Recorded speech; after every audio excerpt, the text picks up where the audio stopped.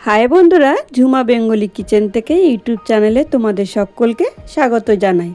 আজ তোমাদের কাছে শেয়ার করতে চলেছি ছোট মোরলা মাছের টক ঝাল রেসিপি। এখানে 1 কিলো মতো মোরলা মাছ আছে, আর এই মাছগুলো কেটে ধুয়ে রেডি করে নেব। যেহেতু ছোট মাছ, ভিডিওটা বেশি বড় করব না বলে কাটা বাছা ধোয়াটা দেখালাম না। এবার গ্যাসের ফ্লেম অন করে কড়াই বসিয়েছি। দেখো, কড়াইতে প্রয়োজন মতো সরষের তেল অ্যাড করে দিলাম, আর এখন তেলের মধ্যে মাছগুলো ভেজে নিচ্ছি। অল্প অল্প করে ভাজতে হবে, যেহেতু অনেকটাই মাছ, একেবারে দিলে সব মাছ কিন্তু ভেঙে যাবে। তার জন্য অল্প অল্প করে দিয়ে ভেজে নিচ্ছি। রান্নার শুরুতেই বলি, আমার সকল বন্ধুদের যদি রেসিপিটি ভালো লাগে তাহলে কিন্তু একটি লাইক দিয়ে পুরো ভিডিওটি দেখার অনুরোধ রইল। নতুন বন্ধুদের বলবো, আমার এই ছোট্ট চ্যানেলটিকে একটি সাবস্ক্রাইব করে পাশে থেকে এগিয়ে নিয়ে যাওয়ার অনুরোধ রইল। তোমাদের সঙ্গে কথা বলতে বলতে দেখো, মাছগুলো অল্প অল্প করে প্রায় সব মাছই আমার ভাজা হয়ে গেল। দেখো, এবার মোরলা মাছের টক ঝাল বানানোর জন্য কড়াইতে আমি সরষের তেল অ্যাড করে দিলাম। সরষের তেল অ্যাড করে দিয়ে কোচানো পেঁয়াজ ও কেটে রাখা আলুটাও অ্যাড করে দিলাম। দিয়ে 3 থেকে 4 মিনিট বেশ ভালো করে নেড়েচেড়ে ভেজে নেব।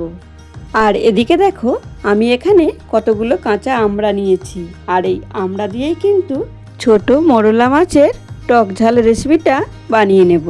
দেখো, এখন পেঁয়াজ আর আলু 2 থেকে 3 মিনিট ভাজা হয়ে গেল।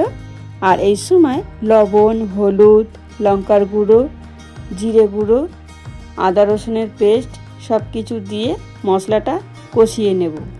যে সকল বন্ধুরা ছোট মোরলা মাছ খেতে পছন্দ করো না, সেই সকল বন্ধুদের বলি, এইভাবে আমার মতো একদিন ছোট মোরলা মাছের টক ঝাল রান্না করে খেয়ে দেখো। খেতে কিন্তু খুবই অসাধারণ লাগে। কথা বলতে বলতে আমার কিন্তু মশলাটা প্রায় কষানো হয়ে গেছে। এবার আমি জল অ্যাড করে দেব। জলটা অ্যাড করে দিলাম। জলটা অ্যাড করে দিয়ে একটু ঝোল বানিয়ে নিলাম। যেহেতু আলুটা সিদ্ধ হবে, তার জন্য আমি অল্প একটু জল দিলাম। ঝোলটা তোমরা তোমাদের প্রয়োজন মতো দিও। আমি এখানে একেবারে মাখো মাখো বানাবো, তার জন্য আমি জলটা বেশি দিইনি। আর এদিকে দেখো, আমড়াটা কেটে রেডি করে নিয়েছি। এখন ঝোল ফুটছে, কেটে রাখা আমড়াগুলো ঝোলের মধ্যে অ্যাড করে দিলাম। তবে আলু সিদ্ধ হওয়ার পরেই কিন্তু আমড়াটা দিতে হবে। আমড়াটা যদি আগে দেওয়া হয় তবে কিন্তু আলু সিদ্ধ হবে না। ঠিক 2 মিনিট ফুটছে ঝোলটা। আর এই সময় দেখো, আমি ভেজে রাখা মাছগুলো ঝোলের মধ্যে অ্যাড করে দিলাম। ঝোলের মধ্যে মাছগুলো অ্যাড করে দিয়ে এবার হালকা করে নেড়ে চেড়ে নেব।